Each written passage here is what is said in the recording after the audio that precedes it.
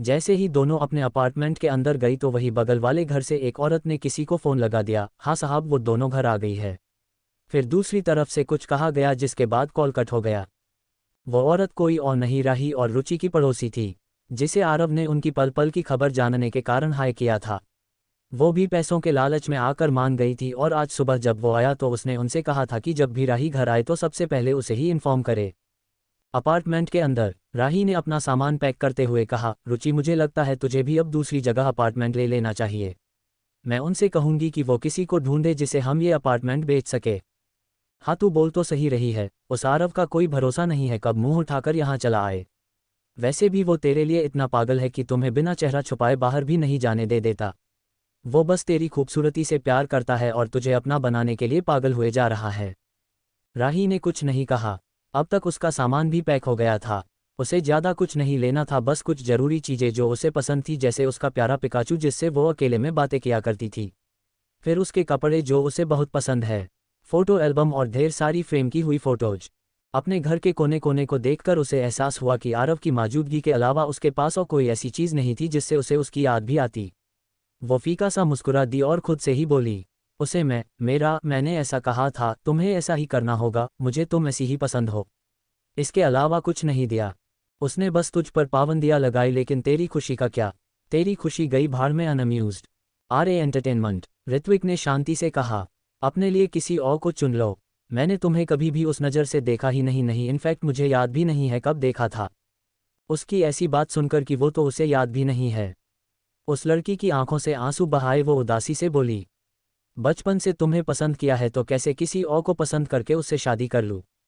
ऋत्विक, बस एक मौका दे दो, फिर भी अगर तुम्हें मुझसे प्यार नहीं हुआ तो मैं कुछ नहीं कहूंगी। ये कहकर वो उसे उम्मीद भरी नज़रों से देखने लगी।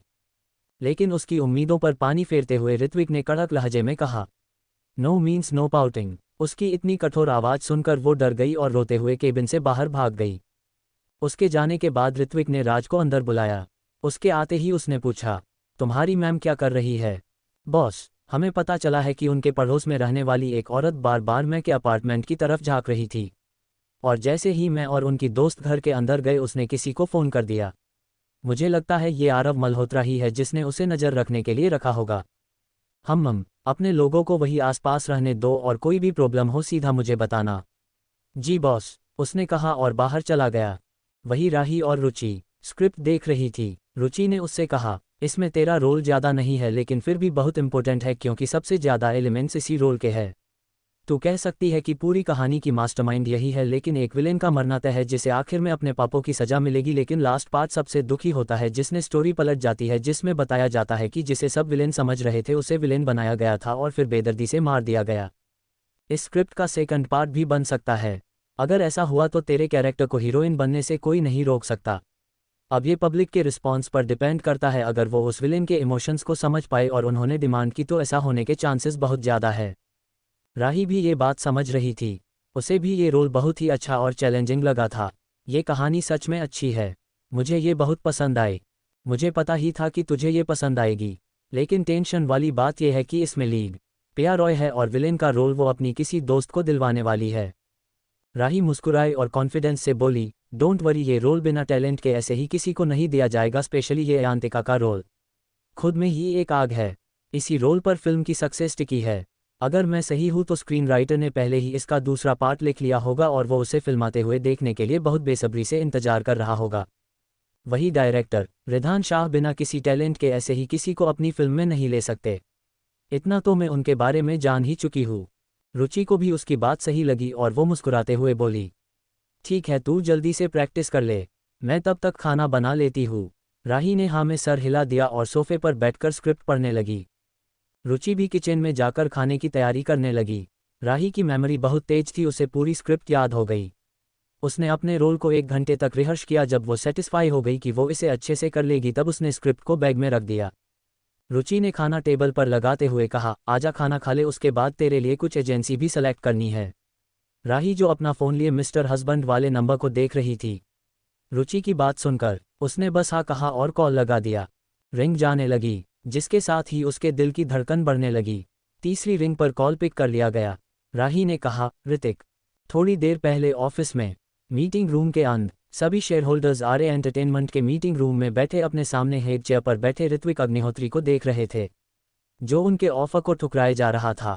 मिस्टर जैन, मेरी कंपनी ऐसे ही नंबर 1 नहीं है। भले ही आप हमारे सबसे बड़े शेयर होल्डर हो, लेकिन फिर भी आपके पास ये अथॉरिटी नहीं है कि किसी को भी हमारे नाम के अंडर साइन कर सकते हो। ये कहते हुए ऋत्विक ने गुस्से से वो फाइल मिस्टर जैन की तरफ फेंक दी। उसके शांत ऑरा को बदलता देख सभी के माथे पर पसीने की बूंदें दिखने लगी। मिस्टर जैन की तो आवाज़ ही नहीं निकल रही थी। तभी दूसरा शेयर होल्डर बोला, मिस्टर अग्निहोत्री, हम सब जानते हैं ये आपकी कंपनी है और हमारे पास इतने भी शेयर नहीं है कि कोई फैसला ले सके, लेकिन फिर भी ज़रा सोचिए, अगर ये कोई आपका अपना होता तो फिर भी आप उसके पोर्टफोलियो और टैलेंट पर जाते। उनकी ऐसी बातें सुनकर सभी शेयर होल्डर उसे अजीब नज़रों से देखने लगे। तभी ऋत्विक की शांत आवाज़ आई, मिस्टर शर्मा, अगर कोई मेरा अपना होता तो भी बिना टैलेंट के इस कंपनी के अंदर साइन नहीं किया जाता। माहौल की टेंशन खत्म होने की जगह बढ़ती जा रही थी, क्योंकि ऋत्विक की शांत आंखें उन दोनों शेयर होल्डर को घूर रही थी। आप दोनों को फैमिली खेलनी है तो इस कंपनी को आप जैसे लोगों की कोई जगह नहीं है। अब तक इज्जत से बात कर रहा हूँ क्योंकि आप दोनों मेरे पिता की एज के हैं। आगे आप समझदार है। उसके ये कहते ही सभी ही सांसें अटक गई। मिस्टर जैन और मिस्टर शर्मा भी वहां से चले गए, क्योंकि अगर अब भी उन्होंने बहस की तो कहीं सच में वो उन्हें निकाल ना दे। ऋत्विक ने राज से वर्क फाइल ली और एक एक करके सभी के काम और प्रॉफिट की रिपोर्ट चेक करने लगा। धीरे धीरे टाइम निकलता गया। अब सामने पीआर हेड खड़े ऋत्विक को सारे स्कैंडल्स और उनकी कंपनी को लेकर हर न्यूज बता रहे थे।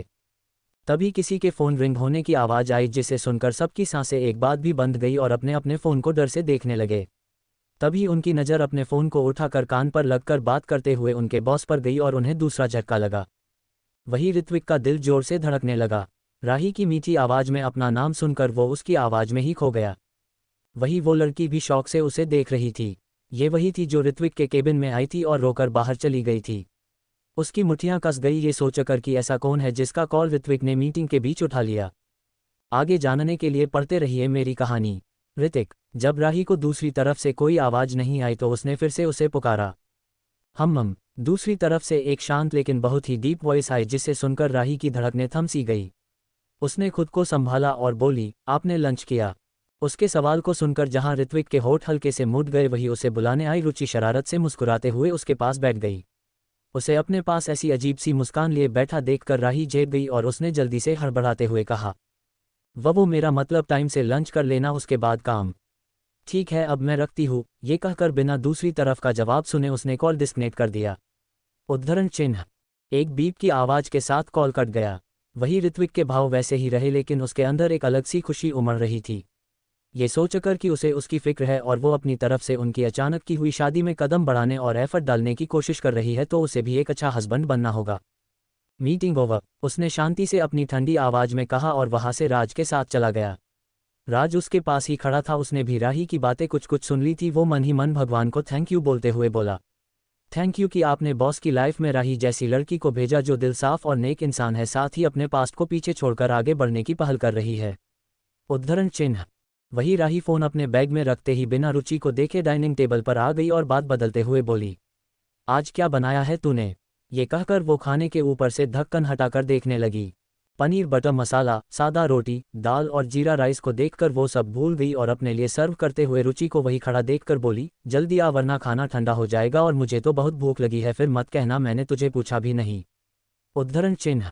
हाँ, अब मैडम हमें क्यों पूछेगी, किसी के सयाजी जो बन गए हैं, रुचि ने उसे चिढ़ाते हुए कहा और डाइनिंग टेबल पर बैठ गई। राही ने कुछ ना कहना ही सही समझा और शांति से खाना खाने लगी।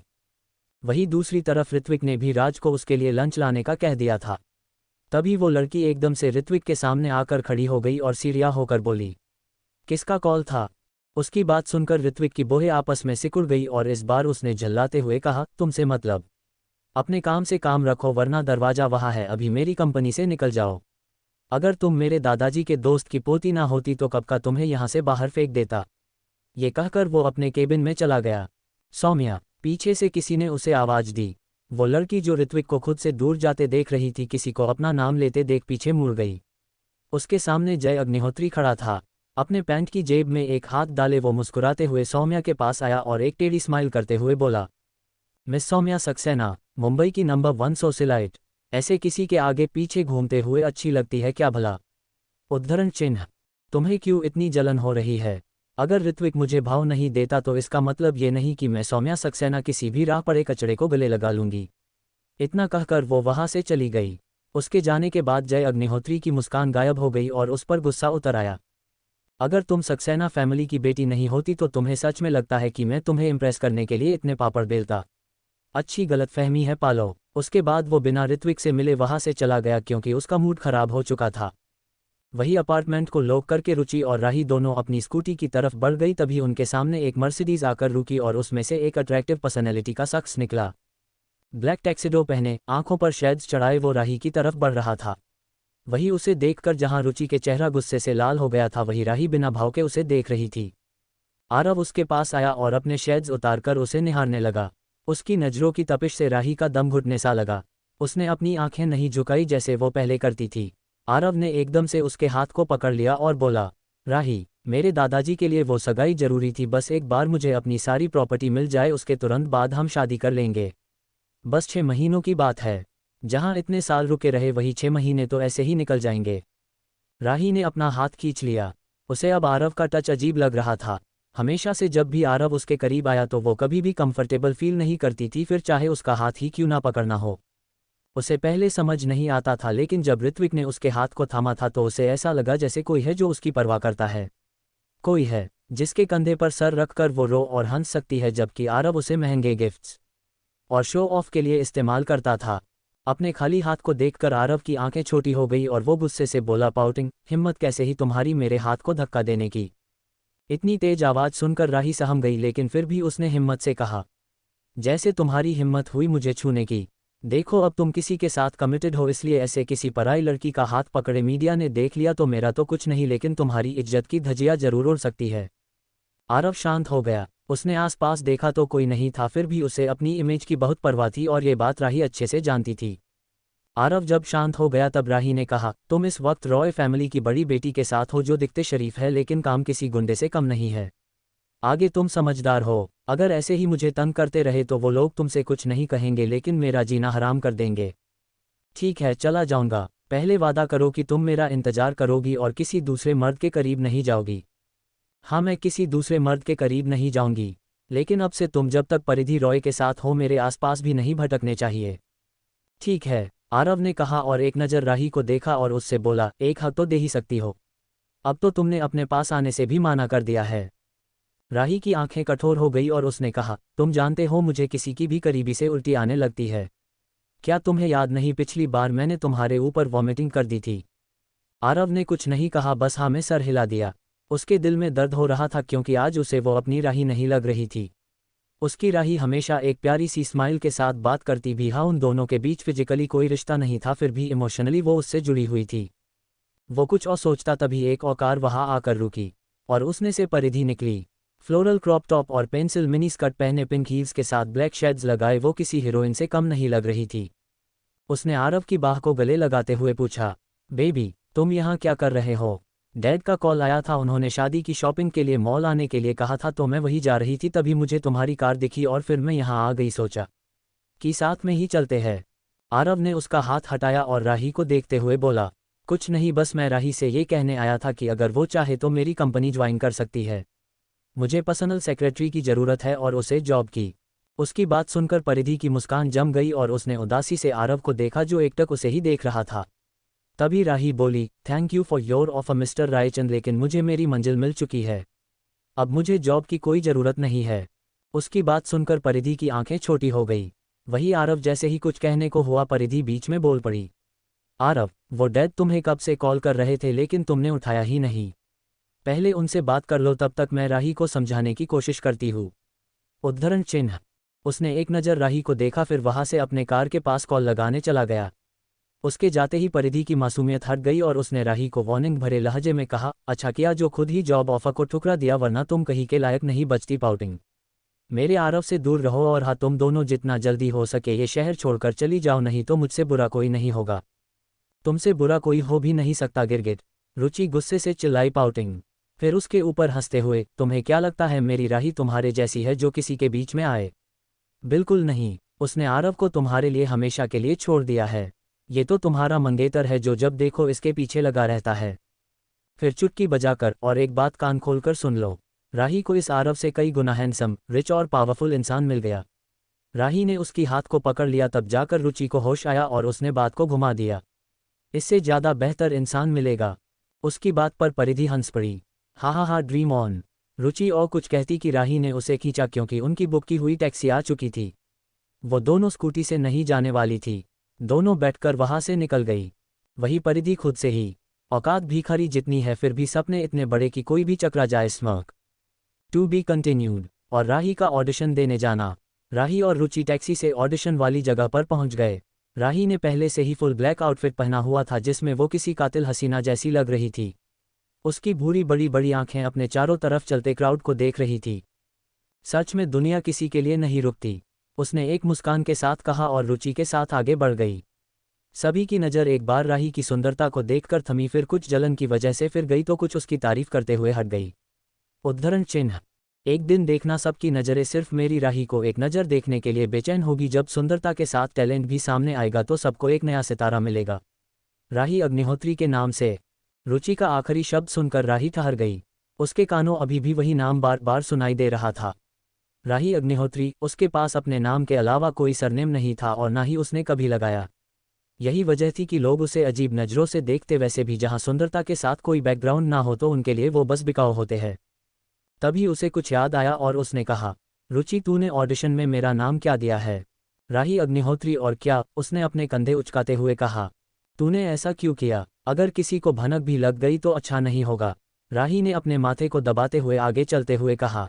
ओह मैडम, इतना टेंशन मत ले, इस दुनिया में बहुत अग्निहोत्री है। रही बात किसी को पता चल जाएगा तो सच्ची कहूँ, अगर मैंने खुद अपनी आंखों से नहीं देखा होता कि तेरी शादी मिस्टर अग्निहोत्री से हुई है तो मैं भी सपने में नहीं सोचती कि तेरे नाम के पीछे लगने वाला अग्निहोत्री किसका है। राही को भी उसकी बात ठीक लगी। ऐसे ही बातें करते करते दोनों अंदर आ गई। सामने का नज़ारा देखकर जहां रुचि टेंशन में आ गई वहीं राही की आंखें चमकने लगी। आखिर वो अपने सपने के बहुत ही करीब जो खड़ी थी और उसे खुद पर यकीन था इस बार कुछ भी हो पीछे मुड़कर नहीं देखना है। यार आज तो सिर्फ 2 रोल का ऑडिशन है और इतने सारे लोग आए हैं जैसे कोई मेला लगा हो। राही ने कुछ नहीं कहा, बस आगे बढ़ाए। रुचि ने उसका नंबर लिया जो 26 था। दोनों बैठ गई और अपनी बारी का इंतजार करने लगी। तभी रुचि ने देखा कि वो विलेन वाले रोल को छोड़कर दूसरी लाइन में खड़ी हो गई है। राही, ये लाइन तो एक स्लम गर्ल के रोल की है जिसकी जान विलेन यानी अयंतिका बचाती है। उसके बाद वो अपनी पूरी जिंदगी उसी के नाम कर देती है और उसके साथ ही रहती है। उद्धरण चिन्ह। राही मुस्कुराई, फिर उसे एक जगह इशारा कर दिया। जब रुचि ने उस तरफ देखा तो उसकी आंखों में चिढ़ दिखने लगी। अब ये यहाँ क्यों है? फिर राही को देखकर इसका मतलब जो अफवाह थी कि वो विलेन वाला रोल इसकी दोस्त को मिलेगा वो सच है। उद्धरण चिन्ह। नहीं, अभी मिला नहीं है, लेकिन प्या अपनी पावर का इस्तेमाल करके किसी को भी उस रोल के लिए ऑडिशन देने ही नहीं दे रही। वहाँ देखो। रुचि ने उस तरफ देखा जहाँ उस रोल के लिए सभी अपने नंबर के अकॉर्डिंग बैठे थे, लेकिन अब वहाँ कोई नहीं दिख रहा था। सभी इसी लाइन में आ रहे थे। राही, तू सच में उस रोल को जाने देगी सिर्फ उस प्या की बचकानी जिद पर? बिल्कुल नहीं, इस बार किसी की भी छोटी मोटी कोई भी जिद और डिमांड नहीं चलेगी। फिर अपने पास से एक और पेपर निकालते हुए, उसके ठीक बाद वो ऑडिशन मैं दूंगी, वो भी उसकी नज़रों में आए बिना। वो कैसे? रुचि ने पूछा। वो तो तुझे पता कैसे उस प्या को उलझाना है जिससे मैं निकल सकूं और अपना ऑडिशन दे पाऊं। Smile with horns. मतलब फिर से सारा ठेका मेरे ऊपर। ठीक है, अब दोस्ती की है तो निभानी तो पड़ेगी। ये कहकर रुचि उसे हाई फाई देकर वहां से जाते हुए बोलती है, तू बस मेरा ड्रामा देखा विंकिंग फेस। प्या अपनी बेस्ट फ्रेंड तन्वी के साथ निकल रही थी। तन्वी माथुर। पिछली साल ही इसने आइटम सॉन्ग करके अपना डेब्यू किया है और कई सारे छोटे मोटे रोल करने के बाद आखिरकार वो प्या से अपनी पहचान के चलते इतने बड़े शो की एक मेन कैरेक्टर बनने जा रही है। वो दोनों ऑडिशन देकर ही निकले थे। उन्होंने सभी लड़कियों को या तो पैसे देकर खरीद लिया था या धमकी देकर उन्हें मजबूर किया। दोनों जीत भरी मुस्कान लिए बाहर की तरफ जाने लगी, तभी तन्वी से एक लड़की टकरा गई और गिर गई, साथ ही उसका सर वहां रखे पत्थर से जा लगा और पूरा माथा खून से भर गया। आ लाउडली क्राइंग मार डाला। कौन है मेरे खून का दुश्मन? अपने बहते खून को हाथ से दबाते हुए वो बोली और जोर जोर से रोने लगी। उसकी इतनी तेज आवाज से सबका का ध्यान उस तरफ चला गया। वही प्या रुचि को देखकर हैरान हो गई। उसने देखा कि सभी इसी तरफ आ रहे हैं। कुछ स्टाफ वाले लोग भी आ गए जो ऑडिशन को अरेंज कर रहे थे। रुचि ने रोते हुए कहा, दिखाई नहीं देता क्या? अगर हम गरीब हैं तो किसी पत्थर की तरह फेंक देना चाहिए। देखो कितना खून बह रहा है। ये कहते हुए वो अपनी चोट दिखाने लगी। वही तन्वी उसकी बकवास सुनकर गुस्से से बोली, तुम जैसे लोग जेब से तो गरीब होते ही हो, अब अंधे भी होने लगे। ये तुम थी जो मुझसे टकराए, इसलिए बेवजह का बखेड़ा बनाना बंद करो। उद्धरण चिन्ह। रुचि गुस्से से, मैं बखेड़ा बना रही हूँ? अरे तुम जैसे अमीर जिनके दिमाग घुटनों में होते हैं, अगर उन्हें दिखाई भी दिया कि कोई गरीब उनके पास से गुजर रहा है तो तुरंत 10 कदम की दूरी पर चले जाते हैं। बात कर रही हो कि मैं जानबूझकर टकराए? अगर तुम्हारा ध्यान होता तो तुम भला क्यों मुझसे टकराती? आसपास खड़े लोगों को भी सही लगा। उनमें से ज़्यादातर गरीब ही थे जो यहाँ कोई ना कोई काम करने आए थे। साथ ही बहुत सी न्यूकमर जो उस रोल के लिए इतनी मेहनत करके आई थी, उन्हें बेवजह ही उस रोल को जाने दिया, जिस वजह से वो पहले से ही तन्वी और पिया से चिढ़ी हुई बैठी थी। और अब जब इनको मौका मिला है तो वो कैसे पीछे हटती और रुचि की हाँ में हाँ मिलाते हुए उनके खिलाफ बोलने लगी। यही वो मौका था जब पिया के लगाए गार्ड्स जो किसी को ऑडिशन नहीं देने जा दे रहे थे। जैसे ही उनका ध्यान भटका, राही तुरंत ही सबकी नज़रों से बचते हुए अंदर ऑडिशन हॉल की तरफ चली गई जहां ऑडिशन हो रहा था। जैसे ही वो अंदर गई, उसके सामने 4 लोग बैठे हुए थे। एक जो इसी फिल्म का लीड और the famous superstar Nakshit Kapoor था, दूसरे इस मूवी के स्क्रीन राइटर, तीसरे प्रोड्यूसर विक्रांत और आखिर में डायरेक्टर रिधान शाह। उन सबको देखकर जहां राही की आंखें चमक रही थी, वही वो चारों बेमन से बैठे आपस में कुछ सीरियस बातें कर रहे थे। उनका ध्यान सामने नहीं था क्योंकि राही एकदम से आ गई थी, लेकिन पर्दे के पीछे से जो इस ऑडिशन को सिर्फ उसके लिए देखने आया था उसका ध्यान राही पर ही टिका था। राज ने अपने बॉस को देखा जो अचानक ही मूवी में इन्वेस्ट करने को तैयार हो गए। इतना ही नहीं, खुद भी सिलेक्शन के लिए यहाँ पीछे बैठकर सब देख रहे थे।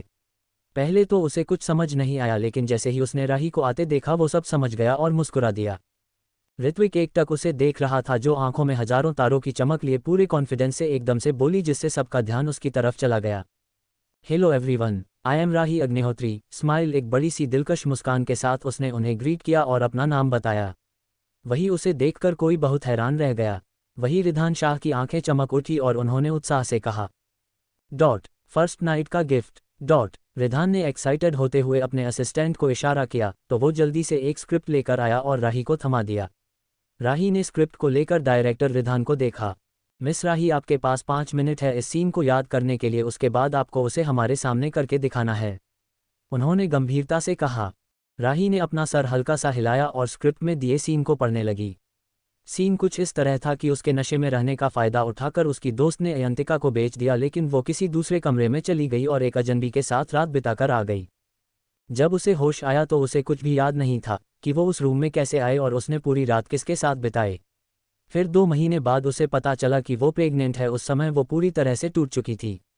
उसके प्यार ने किसी और को चुन लिया था और अब उसकी हरकतों से तंग आकर उसके माँ बाप ने भी उसे घर से निकाल दिया।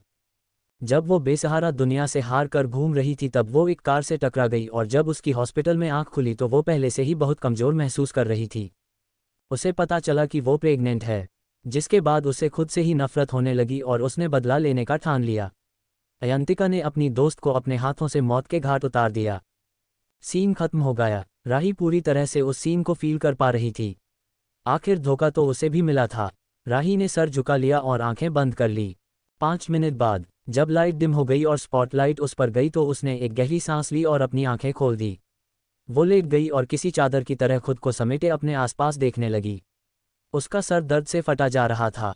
उसने अपना सर दर्द से पकड़ लिया और उठकर बैठ गई। अयंतिका की नज़र खुद के ऊपर गई और वो चौंक गई।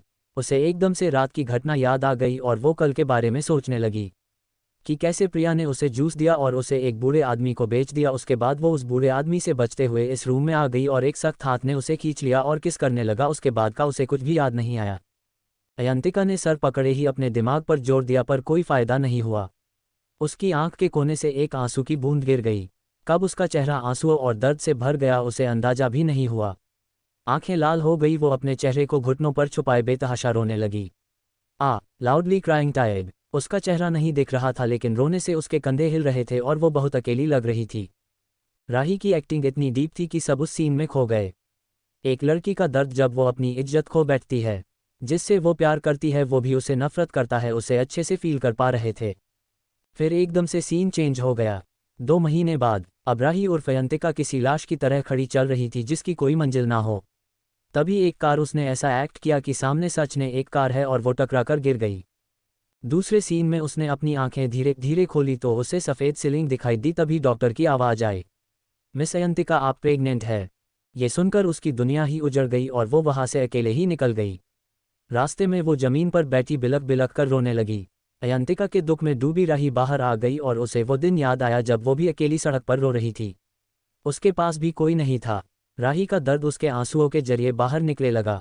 सीन खत्म हो गया, फिर भी राही उस सीन में खोकर दर्द से तड़प रही थी। उसे कैरेक्टर में इतना डीप गुस्सा देखकर डायरेक्टर रिधान ने खड़े होकर उसके लिए तालियां बजाए। वहीं निक्षित कपूर की आंखों में भी दर्द दिखने लगा। इमोशंस में बहकर सभी खुद को उस सीन की गंभीरता, दर्द, अकेलेपन और तड़प को फील कर पा रहे थे। स्क्रीन राइटर तो रोने ही लगा था, वो भी खड़े होकर उसके लिए क्लैप करने लगा। तब जाकर सबको होश आया। राही भी खुद को संभालते हुए उठ गई और झुककर उन्हें थैंक यू कहा। रिधान शाह खुशी से बोले, welcome to our team Rahi, finally तुम्हारी जैसी इतनी टैलेंटेड एक्ट्रेस हमें मिलने वाली है। मैंने कहा था ना कि तुम स्क्रीन के लिए ही बनी हो। शो बेस और एक्टिंग तो जैसे तुम्हारी रगों में दौड़ती है। उसने बहुत ही प्राउड से कहा, जैसे उसने कोई कोहिनूर ढूंढ लिया हो। सच ही तो है, एक डायरेक्टर के लिए उसकी फिल्म का हीरो और हीरोइन किसी हीरे से कम नहीं होते। इस बात से हम सब सहमत हैं। मिस राही, आपकी परफॉर्मेंस बहुत ही बेहतरीन थी। स्क्रीन राइटर ने निश्चित और प्रोड्यूसर विक्रांत की तरफ देखते हुए उत्साह से कहा, जो उनसे सहमत होकर मुस्कुरा रहे थे।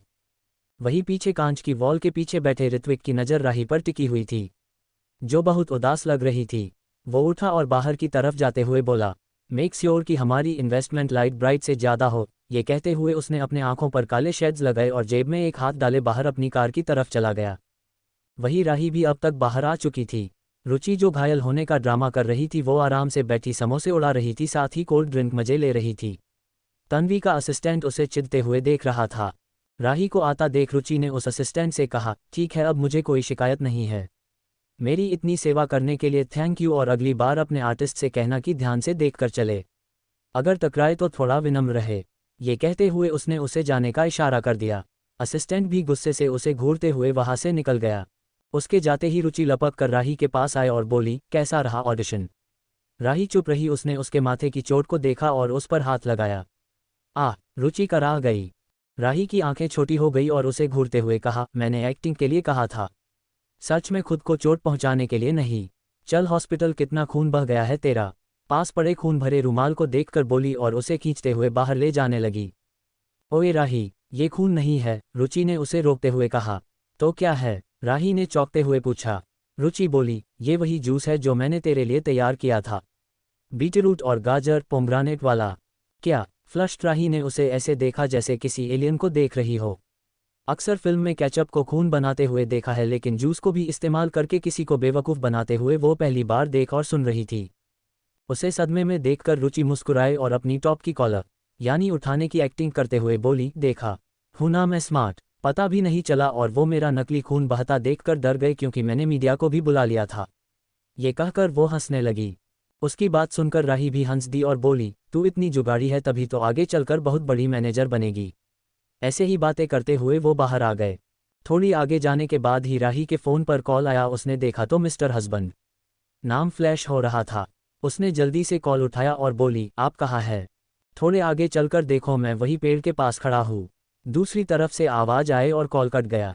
राही ने रुचि से कहा, ऋत्विक मुझे लेने आए हैं, आज से मैं उनके साथ ही रहूंगी। तू सीधा आश्रम जा, अभी अपार्टमेंट में जाना ठीक नहीं है। बाद में उसे बेचकर हम दूसरी जगह घर ले लेंगे, तब तक के लिए तू वहीं रह। हाँ यही सही है, रुचि ने सर हिलाते हुए कहा और उसे जाने का कहकर खुद टैक्सी रोककर आश्रम के लिए निकल गई। वही राही आगे पेड़ के पास खड़ी रेंज रोवर की तरफ जाने लगी। राज ने बैकशीट का डोर खोला। राही अंदर बैठ गई और उसकी नज़रें ऋत्विक से जा मिली, जो उसे ही देख रहा था। यहाँ आओ, उसने अपनी भारी मगर मैग्नेटिक वॉइस में कहा। राही अचानक उसके करीब बुलाने से सोच में पड़ गई, फिर कुछ सोचकर उसके करीब आ गई। ऋत्विक ने उसके हाथ को पकड़ा और उस पर एक बॉक्स रख दिया। राही ने उसे देखा और बोली, ये क्या है? खुद देख लो। ये कहकर वो फिर से अपने लैपटॉप में काम करने लगा। राही उसे देखती तो कभी उस लैपटॉप को जिसे वो शिद्दत से देख रहा था।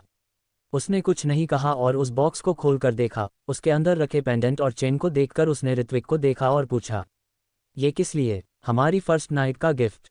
ऋत्विक ने बिना उसे देखे शांति से काम करते हुए कहा। वही राही उसे मुंह खोलकर बस देखती ही रह गई और अगले ही पल उसका चेहरा एकदम लाल हो गया।